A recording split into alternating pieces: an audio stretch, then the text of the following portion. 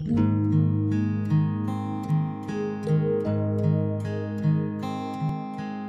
welcome. Welcome to our devotional. It's good to be here together with you.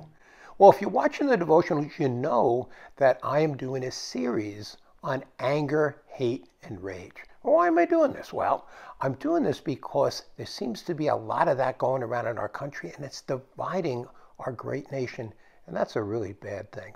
Furthermore, it has even permeated itself into Jesus' church in causing a really bad witness and preventing some people from coming to Jesus. Well, last time we looked at what Jesus said about anger and hate and rage. And he said a very, very hard thing. He gave a commandment. That's a hard commandment. He said, you are to love your enemies. Love those who persecute. Whoa. We have to love our enemies? Yes, Jesus said you need to show love to your enemies and to pray for them. That's really, really hard. But I'll tell you, sometimes when I get really annoyed with somebody, I try very hard to show love with them and to pray for them. And it really, really helps. It's a good thing to do. It's worked for me. So we need to follow Jesus' commandment. Furthermore, Jesus equates anger with murder. Whoa. So anger and murder is the same thing. Furthermore, Jesus associates anger and hate with hell. Oh, those are strong words for Jesus. And we also saw what the apostle of love, the apostle John, said on this subject. And he echoed what Jesus said. He said, hate and anger is the same as murder. And he associated it with hell. Also, he said, if you are angry with your brother or sister, you're walking in darkness and you don't know where you're going and you're going to stumble and fall. There were some pretty strong words that were said by Jesus and also by the Apostle John about anger. Well, I want to tell you a story today. It's a true story. I was teaching about anger, it was, I don't know, 20 years ago. And it was to a group of men. It was probably 25 men. There was a lot of men there. And you know, I have told you before, I know a little bit about anger because I've been prone to anger and I've been working on it for a long time.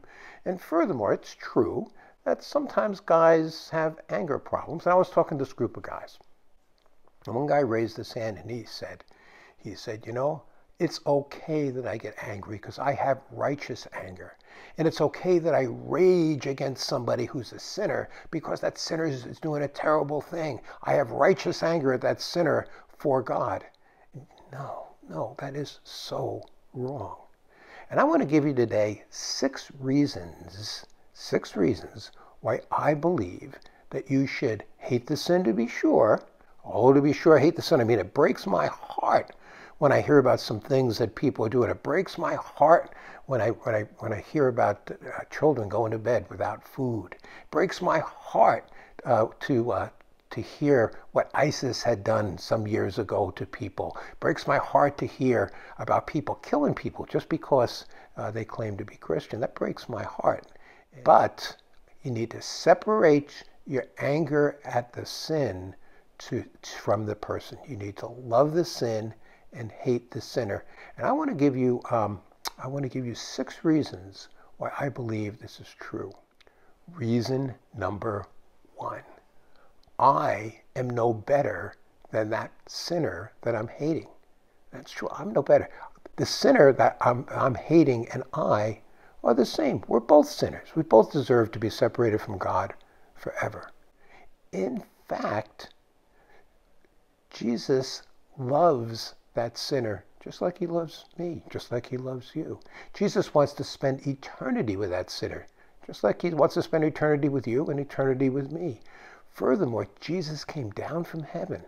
He left his glory to come and die on the cross to pay the penalty for that sinner's sins, just like he did for yours and just like he did for mine. Reason number 2. Jesus tells us that we are to love our enemies and pray for those who persecute us. I think that goes on, that there is a parallel to that and an extension of that, that we should be loving Jesus' enemies, those who are sinners, and those that hate Jesus. We should be loving them and praying for them. We should be loving, instead of raging at people, we should be listening to Jesus' commandment and loving them and praying for them, even if they're great sinners. Third reason, God never calls us to project his anger or to exhibit his anger. What he does call us to do, he calls you to exhibit his love. He doesn't tell us win somebody through anger and rage. No, he never says that. He says win somebody through love. Jesus says show your love and people will be attracted. Show your hate and people are going to be the opposite of attracted. They're going to be pushed away. Reason number 4, do not judge. If I am raging at somebody, I am essentially judging them. Who's the judge? Oh, it isn't me. I'm not qualified to be the judge. I don't know all the details about that person. I don't know why they're doing the things they're doing. It's not my job to judge. In fact, Jesus says very specifically, do not judge. Reason number 5.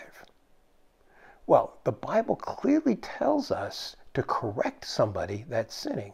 But how do they tell us to do it? The Bible tells us to correct a sinner with gentleness. Correct a sinner with love. It never tells us to correct a sinner with rage or hate or anger. We're supposed to correct them with love and correct them with gentleness. If you want to read about this, you can read about this in Galatians 6:1 and in Ephesians 4:15, and there's lots of others. You can just look it up in the Bible. But if you look at those 2 verses, that's what you see the Bible clearly teaches. It teaches for sure you try to correct the sinner, but you do it with love and gentleness. If you can't do it with love and gentleness, you shouldn't be doing it. Reason number 6. It is a terrible witness for Jesus' church. It's just a terrible witness. People from outside see a Christian raging at somebody and they say, I don't want anything like that. I don't want to be like that. And furthermore, it is hypocrisy because Jesus tells us to love. And people expect Christians to show love.